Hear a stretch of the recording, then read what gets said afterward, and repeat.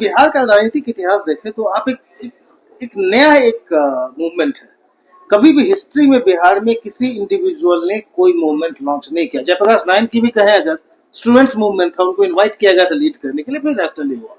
एक इंडिविजुअल ने कोई मूवमेंट लॉन्च नहीं किया आज तक बिहार में, जो आप कोशिश करते हैं। नहीं, देखिए, पहली बात तो मैं इसको मूवमेंट कहता ही नहीं हूं। मैं आंदोलन नहीं कर रहा हूं, क्योंकि मेरा आंदोलन और क्रांति में कोई यकीन नहीं है। मैं अपने हर भाषण में कहता हूं कि आंदोलन और क्रांति ये वो तेज हथियार है जिससे कि आप बड़े से बड़े वृक्ष को काट सकते हैं। आंदोलनों के जरिए, क्रांति के जरिए आप लोगों को सत्ता से हटा सकते हैं, एक नई व्यवस्था नहीं बना सकते हैं। अगर आप मानव सभ्यता के इतिहास को पढ़ेंगे दुनिया में, तो फ्रांस की क्रांति को अगर आप अपवाद के तौर पर हटा दें, तो पिछले 1000 साल के इतिहास में किसी आंदोलन और क्रांति से मानव सभ्यता के सृजन में कुछ बहुत बड़ा कंट्रीब्यूशन नहीं रहा है। उससे मानव सभ्यता का विकास नहीं हुआ। हाँ, आंदोलनों से आपने लोगों ने सत्ता से लोगों को हटाया है। जेपी का आंदोलन हुआ, उससे आपने इंदिरा जी को हटा दिया, लेकिन उससे नई व्यवस्था देश में नहीं बनी। अन्ना का आंदोलन हुआ, उससे कांग्रेस को हटाया, यूपीए की सरकार हट गई, लेकिन उससे नई व्यवस्था नहीं बनी।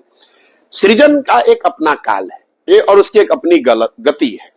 किसी चीज को बनाने की जो प्रक्रिया है वो लंबी है, इट्स अ स्लो बर्न। जो कहते हैं ना, खाना जो है वो लकड़ी की आंच पे बनता है, धीमी आंच पे बनता है। धीमी आंच पे खाना बढ़िया बनता है। तो अगर आपको समाज में कुछ बनाना है तो आपको वो पेशेंस चाहिए। यही गांधीवाद भी है। अगर आप गांधी को बहुत गहराई से उनकी सोच को देखेंगे, गांधी जब लौट कर आए अफ्रीका से, तो उन्होंने ये कभी नहीं कहा कि अंग्रेजों को यहां से भगा दो, उनका शासन खत्म कर दो।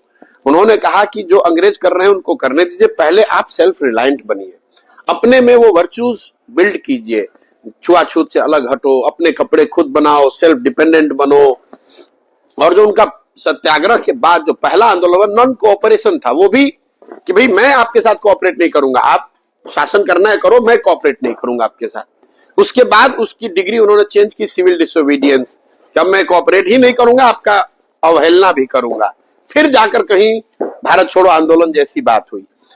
तो ये गांधी की जो सोच है कि पहले उन्होंने समाज खुद को, जो उन्होंने अपनी जीवनी लिखी है एक्सपेरिमेंट विथ ट्रूथ, वो सिर्फ पढ़ के किताब से नहीं किया। जो बात आपको सत्य लगती है उसको आप करके उन्होंने पहले अपने जीवन में उतारा, फिर उस लर्निंग को समाज को पास ऑन किया, समाज को उसके लिए तैयार किया। तो मैं यहां जो कर रहा हूं कि जो मैंने 20 साल सीखा समझा है उसको मैं समाज में उतारने की कोशिश कर रहा हूं।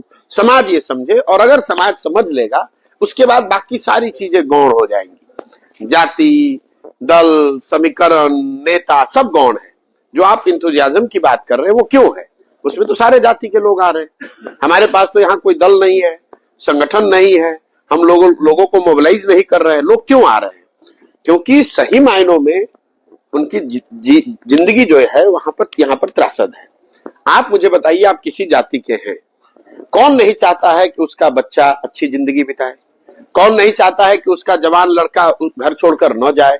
कौन महिला नहीं चाहेगी कि उसका पति उसके साथ में रहे? तो ये कोई ऐसी बात नहीं जो प्रशांत किशोर डिस्कवर कर रहे हैं। मैं तो जाकर सिर्फ उनको ये बता रहा हूं, भैया ये सब चीज चाहिए तो एक बार तुम देश की चिंता थोड़े दिन के लिए छोड़ दो, जाति की चिंता छोड़ दो, राज्य की चिंता छोड़ दो, एक बार पहले अपने बच्चों की चिंता कर लो।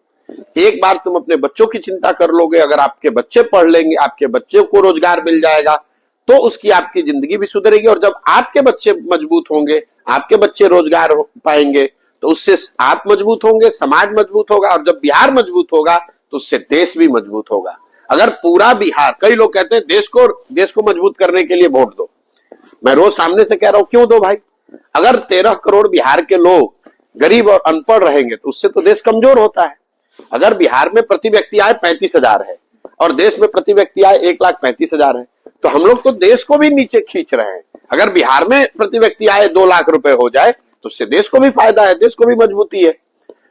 इसलिए मैं लोगों को कह रहा हूं कि भाई तुम पहले अपनी चिंता करो, अपने बच्चों की चिंता करो। तुम्हारे बच्चे जब पढ़ लिख जाएंगे, जब उनको रोजगार मिल जाएगा, तो अपने आप समाज की, राज्य की और देश की चिंता अपने आप हो जाएगी।